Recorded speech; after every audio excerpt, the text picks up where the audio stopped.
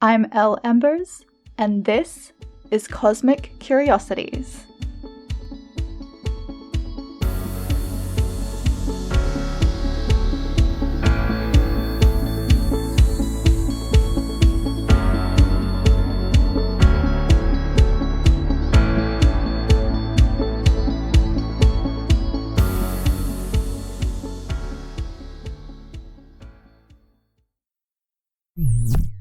Hi everyone, and welcome to Cosmic Curiosities.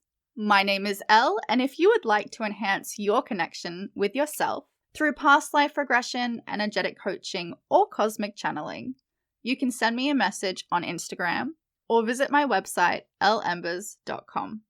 I hope you are having an amazing day and are excited about this week's episode, because today we are learning all about heart and mind coherence.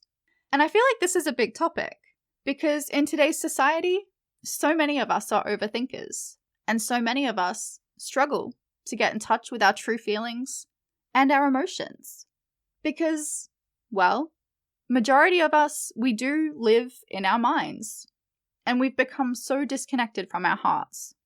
So, joining me to talk about this today is energy healer, spiritual coach, and author, Marnie O'Farrell. And Marnie is the creator of Earth Heart Healing, where she guides souls on transformational journeys to reconnect with their hearts and to find balance. So let's try not to overthink this one. Trust our hearts and just jump right in. Welcome to the show, Marnie. How are you? I'm very well, thank you very much. Thanks so much for joining us today. I'm excited to talk to you about the power of the heart and learning a little bit more about the science behind heart coherence and all about your book, which is so fascinating. I'm so excited to read it and learn more about your journey. But before we get started, would you like to introduce yourself to everyone and explain a little bit about you and what it is that you do? Sure. Well, first of all, thank you so much for having me on your show. I'm really excited to be here. And I am an energy healer and a spiritual coach. I have an online platform called Earth Heart Healing, where I help people through their spiritual awakening or whatever part of their journey, when they feel called, specializing in, heart coherence is one way to put it.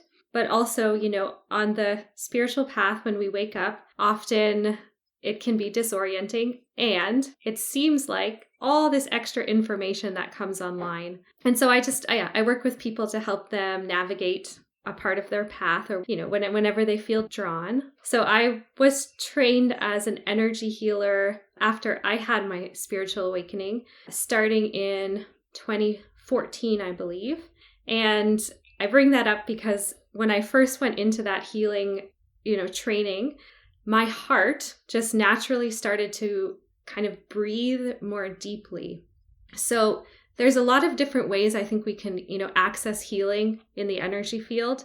And my specialty seems to be all about working with that heart coherence because the heart is actually the part of our energetic anatomy that can transmute energy.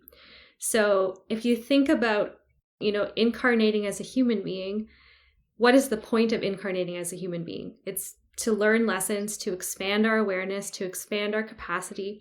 And that often we expand through our tests, I suppose, by feeling them and learning the lessons. So the heart center is all about lesson learning. And when we learn the lessons, the science part of that in the energy field is actually the transmutation of whatever beliefs or emotions or, ways of acting or being, our programs, I guess you could say, those will update as we learn lessons. So that's really my angle on healing, is that the power of the heart. I guess it kind of pushes us through our emotional evolution. Totally. The heart is all about feeling. There's actually, so each chakra, which I'm sure your listeners will be familiar with the chakra system, that's a very typical thing we learn about in yoga. But there's also the energy field that corresponds with that. And that's like the layers of our energy field that for whatever reason are not always taught simultaneously when we learn about the chakra system. So just like the game Battleship, like, have you ever played Battleship? Yeah, of course. Like if I was say like A7 to try and find out where your battleship is, every A has, 1, 2, 3, 4, 5, 6, 7, 8, 9, 10, 11, 12. Each chakra is similar in the way that it will touch into each layer of our auric field, but each chakra also has like a home base layer of the field. So the heart center, because you brought up emotions, is working with the fourth layer of our field, just like it's the fourth chakra. And that layer of emotionality is all about relationships, like relating to others in life, and lesson learning as the spiritual layer of that. Whereas our second layer, which is connected to our sacral chakra, is all about how we respond to life individually. And the lower three layers of our field are actually created when we're children. So it's really helpful to kind of know the development of our subtle anatomy, especially if we do have kids, or if we're doing our inner child healing on ourselves. It's like, oh, if my subconscious programming was created from 0 to 7, I can kind of understand why I would have to go back in time perhaps to work on that inner child stuff so that my soul, which is what wakes up when we have that spiritual awakening, can move freely within our programming. That's so interesting. I love that. Thank you for explaining. I mean, chakras are a really common known thing, but everyone kind of knows basics of, you've got your crown, your throat, your heart, sacral, yada, yada, yada. But to have an idea of what they actually do and what they actually stand for, that opens up a whole new world. Mm-hmm. So I guess working so much with the heart, what does connecting to the heart mean to you? Yeah, so I'll track back a little bit to when I started my training in healing, and I had my hands on a person, basically, like we learned the hand placements. And I just noticed that, whoa, why is my chest breathing so big? And at the same time, I kind of had this psychic, like, I've done this before. When we when we wake up spiritually, it's like our past lives sort of come up to meet us, and whatever, maybe we've specialized in something over lifetimes. And for me, I was definitely in the healing arts for a while, I would say. So back to the heart. Another component of our training was through Sri Aurobindo, who was a yogic philosopher. His story was that he was an Indian nationalist, so he believed in, unity of that, like kind of grassroots or countrywide unity, as opposed to, they were under British rule at the time, and he was kind of fighting for Indian grassroots nationalism. And somehow he ended up in jail. He was a journalist, and somehow he got in with the particular crowd that ended up in jail. And during that time, he had a spiritual shift in consciousness where he was able to write a lot of information. And so I bring him up because one of his theories, which is something I resonate with myself, is that our soul, so say like our physical body is an earth suit that we incarnate into in the womb. And how does that really work, right? Like, okay, we get that idea, but there's actually, technicality to it. And one of his theories is that we actually incarnate most deeply into the heart. So if we can access our heart, right, most of the time in our world, we tend to live in our minds. So that's a really easy way to kind of just truck along in the world, whatever the TV tells you to do, or the news says, or your parents tell you, or the school system tells you, just kind of like trucking along, doing what you're supposed to do, never really questioning too much.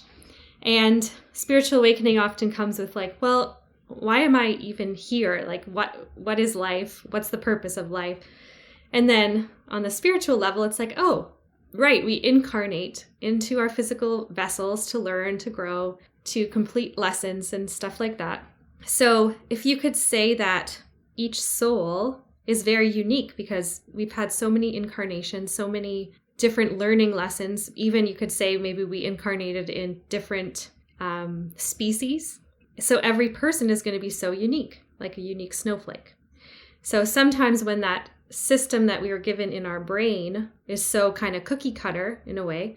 I mean, it has diversity. We can have all these different kinds of jobs and different ways we can live. And, there is diversity there, but there's even more diversity when we tap into our soul and our heart coherence.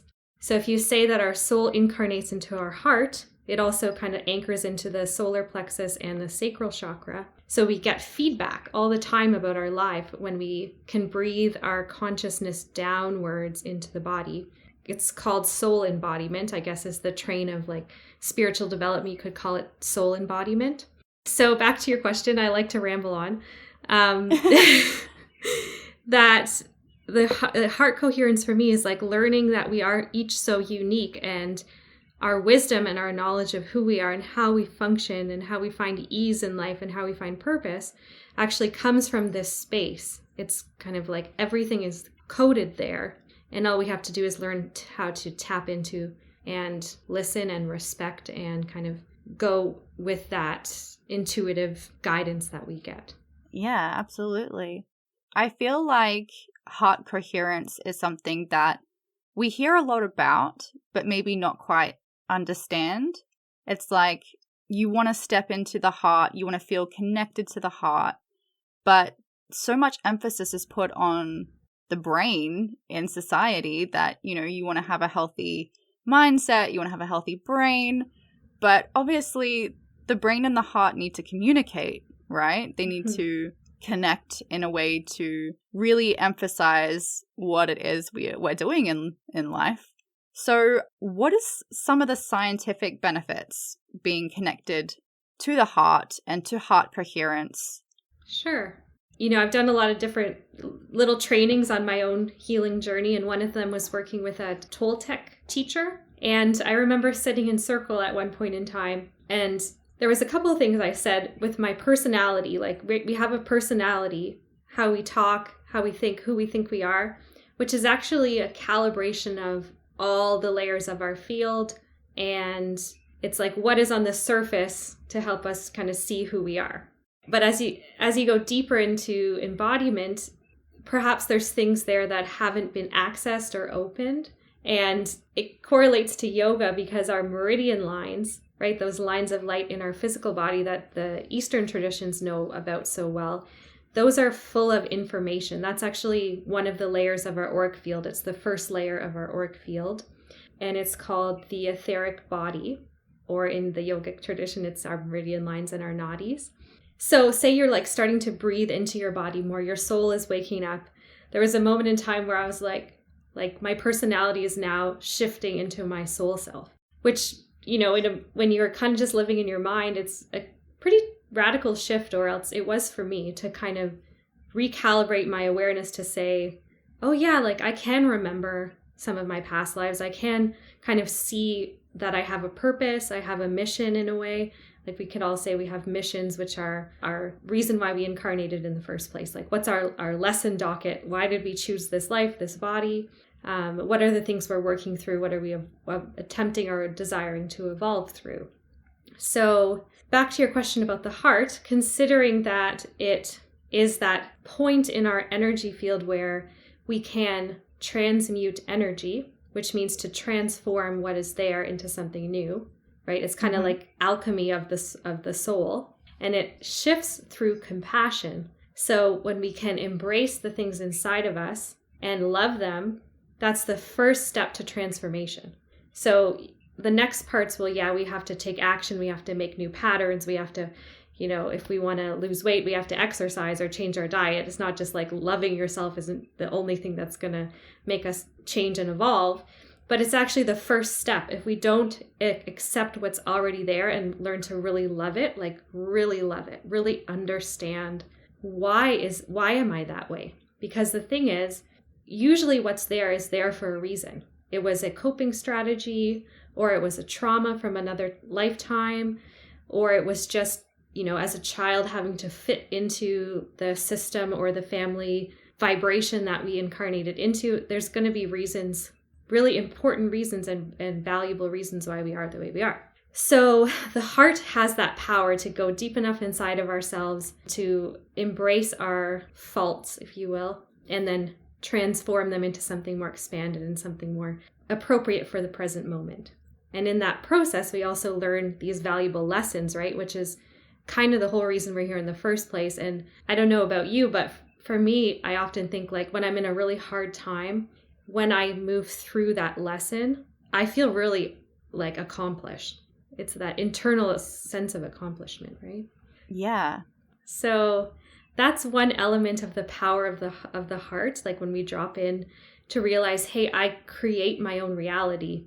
Who I am energetically, I can transmute those things that aren't working properly.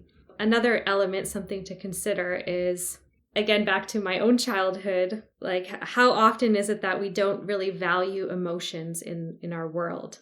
You know, if you're a kid and you're feeling sad or angry, you know, in my family, if you don't want to eat dinner, well, think of those starving people in Africa that don't have food, as opposed to, oh, maybe your body doesn't like this type of food. I wonder, let's, you know, investigate that. Or are you feeling angry and you're kind of like not wanting to eat because you have this emotion you can't handle right now?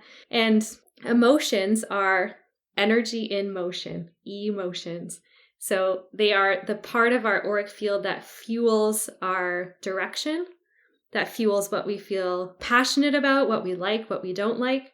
And that corresponds again to our uniqueness as an individual soul, as an individual birthing time and place that makes our astrological chart, that makes us so unique. And it's so helpful to learn how to honor that and see that as our internal intuitive compass. So oftentimes, if we've lived in the mind for so long, and then we wake up to that deeper peace, there's going to be like sticky pieces or constrictions or things that really we're doing in our patterning in our day-to-day life that don't vibe with the truth of who we really are. And that's the healing journey, right? So as we work through it with that loving, compassionate process, that's our heart trying to bring our energy field back into a sense of balance with perhaps a backlog of emotional pieces that need to be processed. Because how often in our childhood we get taught to push things down and then live from the mind, right? Carry on, put on a smile, put on a nice outfit, carry on through life, as opposed to going deeper and really seeing that natural way that we truly are. So you work through the process and eventually, you know, our hearts are going to lead us to more balance, more ease, more uniqueness, more authenticity was the word I was looking for, more truth, and more of our natural state of joy. Because that's another piece, right? That humans, or I believe this anyway, that our natural state is actually joy. It's love and joy. Yeah, we have times where we might be angry or sad or all the darker emotions or more difficult emotions, but those are meant to be processed. And it's not like our natural state is not sadness. Yeah. Oh, well, thank you for diving into that. I feel like it's something that we've overlooked so much as a society, to really enhance our connection with our heart and to evolve through that connection rather than just strictly, like you said, carrying on, thinking with the mind, doing what we think we need to do, what's expected of us, rather than really connecting to our soul's plan and our soul's journey for us and who we are truly inside. Yeah. I love that soul's plan. Yeah. I've never heard that before, but I love it. So, as for our heart affecting, I guess, our growth and our transformation and being able to transmute our energy, how does the heart affect our energy and our aura? One aspect that has been coming up for me in my personal life quite a bit lately is the need to have space held, you know, in my immediate environment at the moment, like the power of space holding, and just how it seems to be that maybe it's changing now, because I'm also a supply teacher. So I do see that in some classes that they understand the power of space holding. But when you kind of tap into that soul level of self, it starts to become known that there's innate wisdom with our soul, innate knowledge and depth. And because it's so unique, each person's wisdom is going to be different. right? Yeah. So space holding invites, if you're a parent or a teacher or just a friend or, a family member, anyone, if you invite or offer space, what that's doing is inviting that person to expand what they're feeling, what they're thinking, what they're doing, understanding at the same time that, hey, I'm doing this because of a particular reason, right? This is a coping strategy, or it was just a program that I learned in childhood and it really doesn't really work with my truth. So it's causing me pain in life. So to be able to hold space, that's what the heart does. The heart naturally is unconditionally loving, not conditionally loving, which is something we often do in this world. Like, if you are this particular way, I love you. But as soon as you kind of fall out of the box, yeah, you're going to be kicked to the curb. I mean, that's a bit drastic, but we do that, right? We judge what things we don't like. Yeah. That's just part of our world at this point in time, where the heart understands that we're kind of everything, right? There's like a spiritual truth that oneness is a principle, that we're all interconnected. Back to Sri Aurobindo's teachings, he teaches that the 0 point in our heart, this like the deepest part of us, brings us back into source consciousness. So we can go in there as humans. Maybe you see that in like a really well-known like meditator or people like the Buddha, going back into that state of oneness. We can access that as humans. The next level on top of that is our soul consciousness, so all the lifetimes we've ever had. And then we move out even further into our personality in this life. So when we kind of see the layers and see that we're everything, when we can embrace both sides of, like, we live in duality. So when we can embrace both sides, the victim and the aggressor is such a common dualistic expression in our world right now. And the heart moves us into that space of like, oh yeah, but I'm both sides. So if I'm feeling like a victim, chances are inside of me, there's some part of my mental structure or my emotional body that's actually being quite aggressive. So when you can see both sides like that, judgment sort of falls away, and instead it turns into lesson learning and space holding. And that's actually how we can heal as a society, because the expression we have as a collective is all held within our system. So when we can evolve our frequency and move it up to the next stage of development, move into the heart, as opposed to, you can even, I don't know if you know the terms like 3D, 4D, 5D. Have you heard those before? Yeah. So you can correlate that to the chakra system and say third density, or the third dimension is connected most strongly to our solar plexus. So that's our will. That's like power over, power under. That's our mind structure. It's actually true that our solar plexus, its home base layer is our mind. So how interesting. We have a society that lives in the mind, and we are naturally evolving into the heart, which is the healing space. So that's the space of unconditional love and lesson learning. And then the goal is to move up to the fifth density or fifth dimension, where we are in our more divine expression of who we are, that is trauma-free. So that evolution brings us into like a more creative society where we maybe live a little more grassroots, and there's more economy through creativity because we get to live our own authentic expression. So yeah, I love that. And of course, once we evolve into that, our energy and our auras would change, right? Because we're expanding our field, expanding our energy, and changing it through unconditional love, right? Totally. The way I was trained, it was all about alignment. So we want to be able to, if we're evolving into the heart, it's not like we're saying, see you later, mind. Like, I have no mind, no mind anymore. It's actually, we want to integrate them all, right? But we want to understand the power and purpose of each aspect of us and have them work in coherence.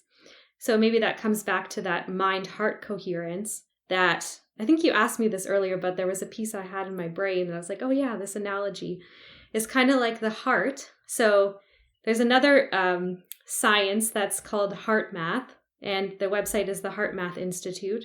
And they teach the coherence of the heart. And one of their theories or understandings is that the heart's electromagnetic field is, 100 times and 60 times bigger than our mind's energetic field. So if you think about it like that, we want the heart to be in charge, and we want our mind to be the vice president. Maybe our heart is the president, our mind is the vice president, meaning that the heart has the ideas, the truths, the uniqueness, the compass, the direction, and our mind interprets it and takes action with that. So if our mind is on its own and it's gone rogue, and it's carrying out all these ideas and thoughts and moving us into the future without checking in with the president, there's going to be a problem. So it's about bringing them back into alignment and really getting them to work together. So oftentimes there's a healing journey with that, because if you haven't acknowledged that we have both, maybe they're sitting at a table and they're really like, yeah, I'm not talking to you. Like, I don't want to listen to you. I've been working on my own for, 25 years. Why should I listen to you? So yeah. there's a process there energetically as well to bring that those pieces into coherence. Yeah. What came up for me then was just being a kid and being told you have to think logically, you have to think realistically. Like, just because you feel a certain way about something, or just because you care about something and love something, doesn't mean, you should be listening to this. It's think with your head, not your heart. Mm-hmm. And we kind of forget that the heart is the president and is the main player here that communicates with the brain, and that's how we live in coherence. We kind of just go, no, you don't know what you're talking about. We're gonna, vice president's got this, And I think that's such a great analogy to bring up, because it is something that we often forget or are conditioned out of thinking. Yeah, it actually made me, as you were saying that, it made me think too, because I am someone who's so strongly in my heart, as I was saying when I went to healing school. Before that, maybe I'll share that I was actually training to be an architect. So I was in a very analytical place. I mean, architecture does have a creative element to it. But when I had my spiritual awakening, there was totally that battle of my heart being like, yeah, this is airy-fairy bullshit, and you do not want to go there.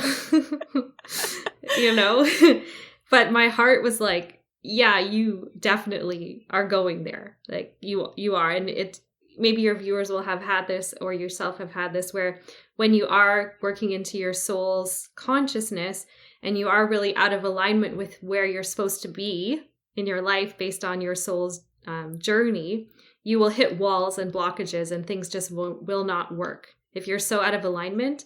And so that happened to me. Like, I couldn't find a job in architecture. My insides were just like, it was like a wall. My brain's like, you do this. And my body's like, yeah, we're not doing this. So it led me to Vancouver to a healing school, where I learned about, the energy field and this evolution that Sri Aurobindo talks about, this evolution into our divine self, our divine, like as if a species is evolving into this new vibration that works with understanding our insides, right? Our spiritual self on the inside. And because I'm so strongly in my heart, I have a little bit of the opposite, where sometimes it is important to like, okay, if your heart's like so ooey gooey and loving and wants to embrace everything, but truth is most of the world lives in their mind. So you got to be a little careful, so there's a balance, right? That we need them to work together. And the vice president has value too. So it can be, there's nuances to it, I guess is what I'm trying to say. Absolutely. It's the balance. It's the working together. It's the coherence. It's not one is better than the other per se. Mm-hmm. We're a team, and realigning with that.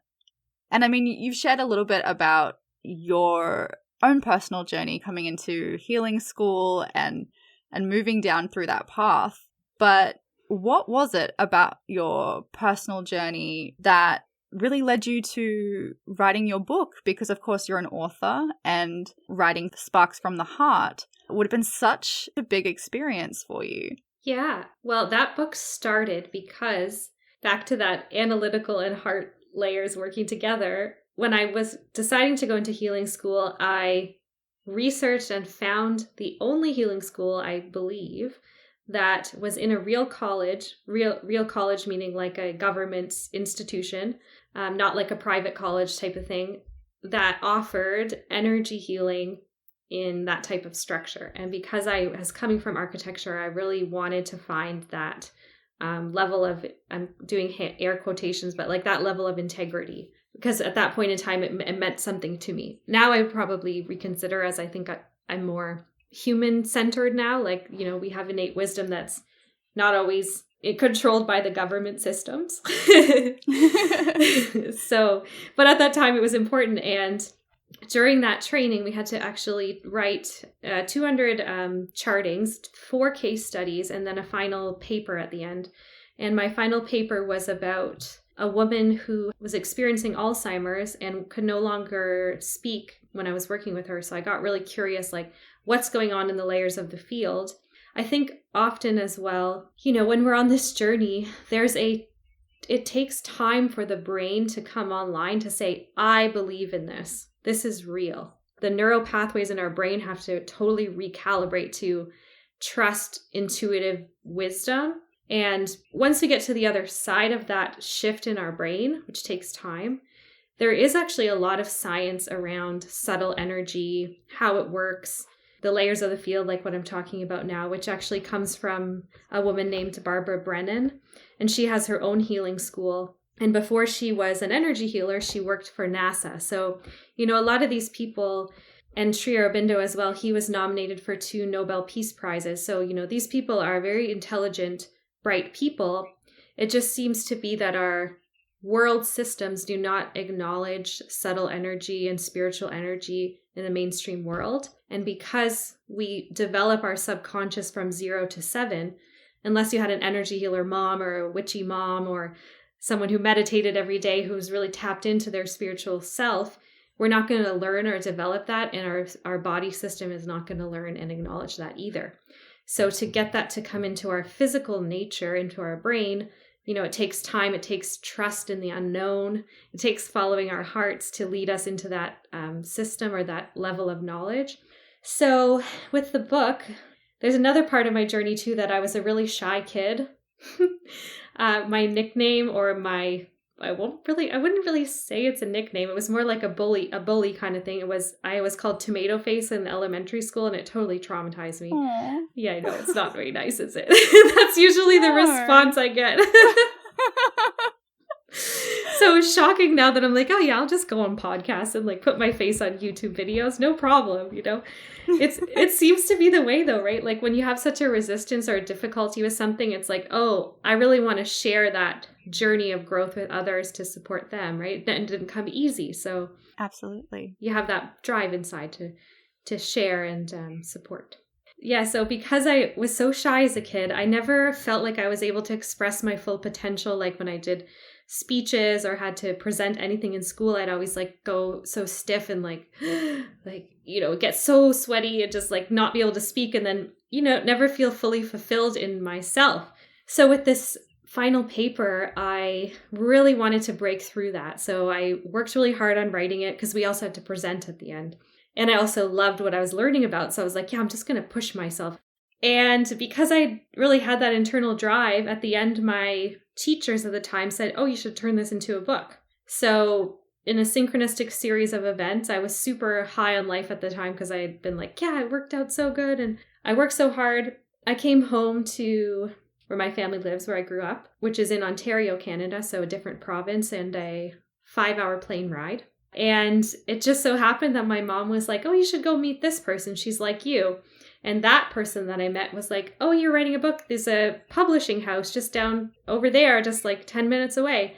And lo and behold, they specialized in women's empowerment, health and wellness, and even spirituality as well. So it just worked out that there was a co-creative publishing deal in a small town publishing house, well, they're actually global. You can look them up if you want, anyone out there. They're called Golden Brick Road, which is also a cool name to think, oh, Golden Brick Road. The color of unconditional love in the energy field is actually gold. So a little synchronicity there.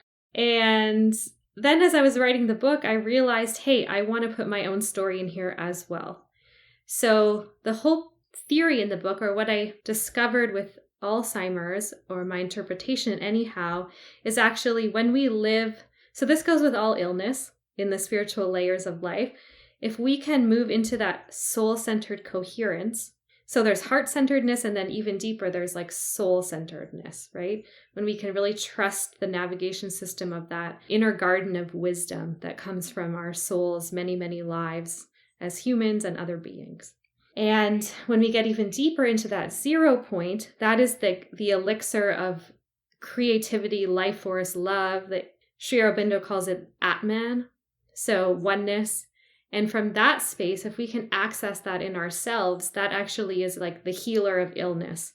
So on a spiritual level, illness is dis-ease, or it's a moving away from or an imbalance from our truest nature of self. So traumas can correspond to physical illness at the same time as we move into density.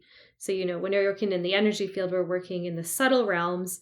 But sometimes even there, say we're working with something like cancer or Alzheimer's, for example, if it's so densified into the physical body, it's not every time that, a miraculous healing is going to happen.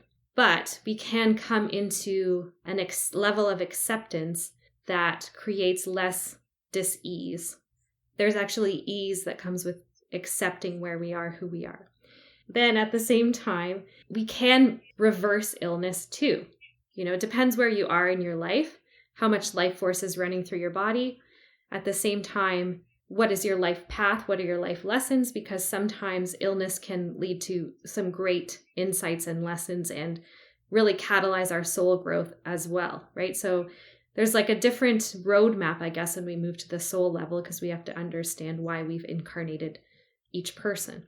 So, I guess as I was writing my final paper, I was trying to understand like all about illness. Why do we have it?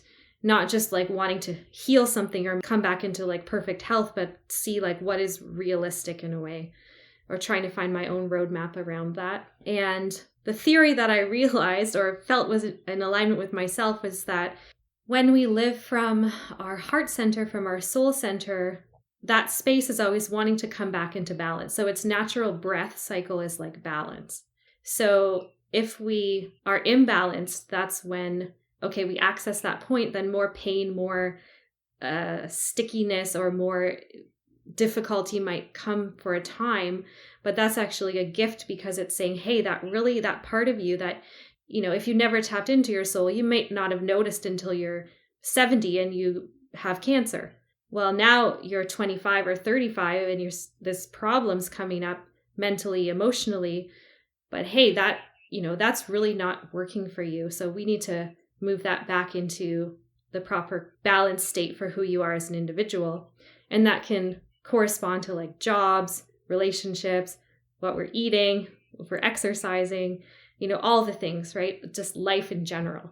So yeah, my theory was that if we can tap into that state of wisdom and depth, we're going to get the guidance to move us into a space of health and wellness. And that Alzheimer's is actually a really advanced kind of expression of living in the mind, where the mind is so far away from that natural truth in ourselves. So the book itself was all about, hey, that's really the power of the heart. All that stuff I just said, so I teach about, I have Sri Aurobindo's theory in there. I have Barbara Brennan's Layers of the Field in there. And then that really, as a root piece, is that when we embrace life as a playing field for lessons and expansion from the heart, we move into those levels of coherence more easily. So the first part, I suppose, is even just acknowledging that, hey, that's a thing. Yeah. So that was another part too. I was like, how could I write a book that makes people interested in learning this stuff? Because it's like one thing to know it's there, but it's the second thing to like make people want to actually read about it. So that was a reason for writing it as well. And I mean, just incorporating someone who works with NASA and, Nobel Prize peace winners or nominees or those sort of things kind of gives it that little bit more validity to people who are a little bit more analytical minded. And they do, I want the proof behind this. They do need the evidence to corroborate their beliefs in this, because there is that huge difference of believing something is real and also proving that something is real. So when you can kind of have that evidence to back it up, those people that do have those analytical minds tend to go through that shift. They tend to open their awareness a little bit more, open their mind to other possibilities, rather than having this straight, narrow, rigid way of thinking. Definitely. I mean, that was my own journey as well, because I was in architecture and I did have that, for whatever reason, my heart was like, you are going this way. And there was that battle in myself. So I definitely resonate with that. And at the same time, it's kind of like this art, because there is another spiritual truth that, shamans say it really well when they say the waking dream, that we're creating this reality with our breath in every moment as we breathe as a collective. Our choices as a collective and individually are creating our human species, the evolution of where we're going, who we are. So we are in this earth realm. We're actually back to that 0 point thing that Sri Aurobindo explains, that oneness point. We are creating the waking dream, the truth of our reality in every breath.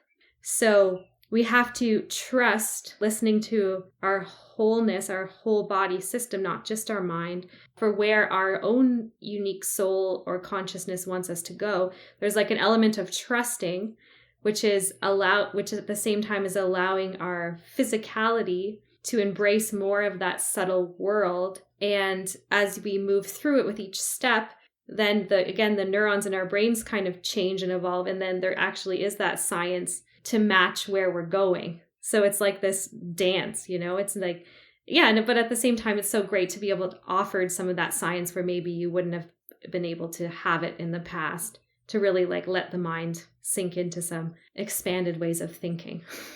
Yeah, definitely. I relate 100%. I used to work in the health industry in Western culture.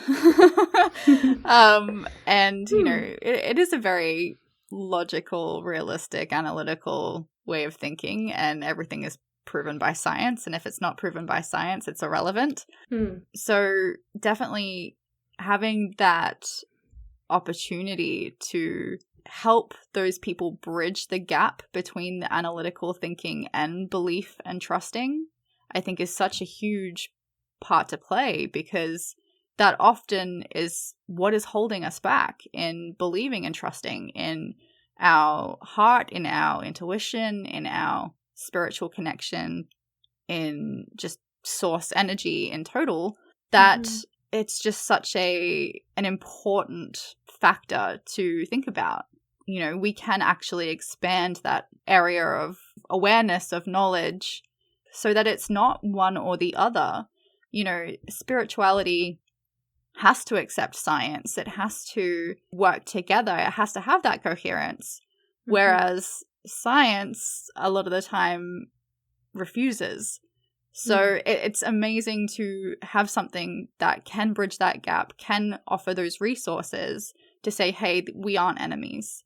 We do work together. I love that. And you just made me think of something else, which will totally bring back kind of full circle back to the heart, is so our chakra system, as incarnated humans, we have a central channel just in front of our spine.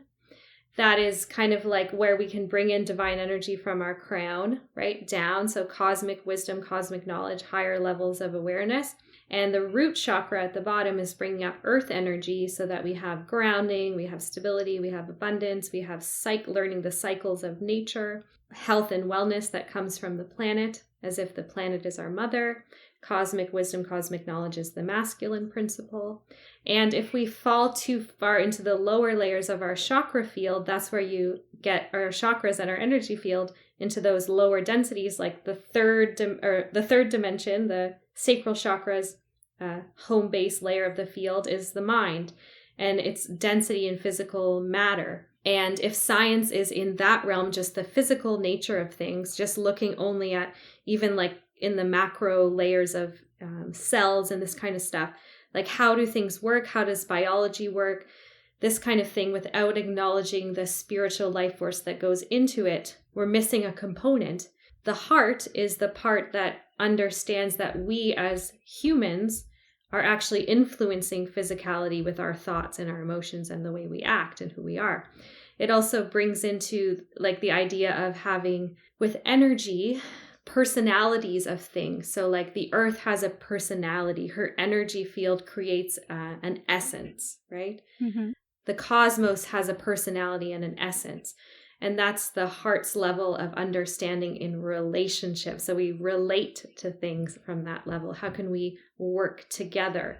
How can we get that feedback loop from the earth or the cosmos, from our husband or our wife, from our child? How can we have that relating? And then if we go into the higher layers of our field, that's where you kind of go into wanting to sit and meditate your entire life, just so that we can transcend the human body, which for me in my own journey, I definitely did that for a couple of years. And at some point it's important, like all places are important. It's just nice to know the roadmap that, oh, we're actually all of it. But sometimes we have to go to those higher layers just to be able to access the higher layers of reality, to understand they exist, to connect our consciousness in the present moment up to those intuitive portals, or connect ourselves to higher wisdom, this kind of stuff. But if we fall too far into just wanting to keep grasping onto that, your viewers don't have a video, but I'm like pulling things from the sky right now. Like if we're just trying to, move up and up and up, we leave the body behind. And I had a moment in my own life where I was meditating for a long time, and I kind of opened my eyes and I did this. Like I just took my hand and tapped my other hand. And I was like, well, if I'm trying to leave my body, what's the point of this thing? Yeah. I can't leave it. That's here. So that was a turning point for me to come back in and say, hey, maybe the whole point of incarnating as a soul is actually to live in our bodies in fullness. So when we can live from the heart, knowing that, hey, that's the middle ground between the non-physical, the higher layers of our chakra field, energy field. I'm saying chakra field. I've never said that before. Chakras and energy field. And the lower layers, we're living in balance. So back to that balance, there's another angle on balance. We're taking the non-physical world and the physical world, and we're bringing it into this state of union here in the middle of our system. Yeah, kind of like it's the meeting station where you've got your cosmos that comes from the top, and roots and the earth coming from the bottom, and just meeting together in the middle. And having that heart coherence then allows both of those to balance and align together, right? Definitely. Yeah. Beautiful. I love that. That's amazing. And what is the best advice that you feel you can give someone that's wanting to have that connection with their heart? They're wanting to ground a little bit more and find that balance and align. What can they implement into their life? Well, I think the first thing that comes to mind for me is incorporating an element of meditation into your life. For my own self, another story is how I moved into spirituality was I had a really big heartbreak, my first heartbreak. And I didn't know I was an empath either. So I didn't know that I was a super sensitive person, or that I just really loved so deeply. And it just rocked my world that this breakup was happening. I couldn't cope. I couldn't handle it. So I sought out meditation to try and help me soothe my emotional pain. And I did something called Vipassana, which is 10 days in silence. You wake up at 5:30 in the morning and you go to bed at 7, and the whole day is basically just learning how to meditate. There's lots of different modalities of meditation. So I'd say, I bring that up with kind of a funniness because I didn't know I was doing something so intense. There's easier ways to learn how to meditate. You don't have to go for 10 whole days in silence, but it does catalyze something inside of you because our world is so outwardly focused. Our nervous system is teaching us to live very outwardly focused, and the wisdom of our heart is actually an internal system that we have to move into with our breath and move into with our focus.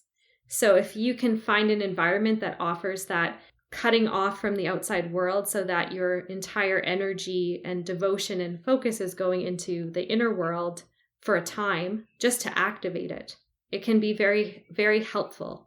And besides that, so finding a way to move inside, if that's get 10 days in silence, or if that's 20 minutes on a YouTube video with a voice that you like, whatever works for you, if it's a group meditation class, whatever it is. And at the same time, just listening to your own guidance, because again, we're all so unique and we all have different things that might be better for us than others. That's why the world has so much diversity, right? So listening to that intuitive compass within, listening to your heart, and just trusting your own innate wisdom, however that shows up, and knowing that it will deepen and deepen over time as you continue on the path. Yeah, I love that. Thank you so much for sharing today, Marnie. I really appreciate it. And if anyone wants to work with you and learn more about you and your book, where can they reach out to you? Where can they find you? Well, first of all, thank you for having me. I had a wonderful time. I find it so cool that the world is like, you're in Australia, I'm in Canada. I did not know you until I found your podcast. And just like how our world is becoming so global with, I guess, where your specialties are, how you resonate with people, this kind of thing. So thank you so much for having me. And then if people want to work with me, my website is called Earth Heart Healing.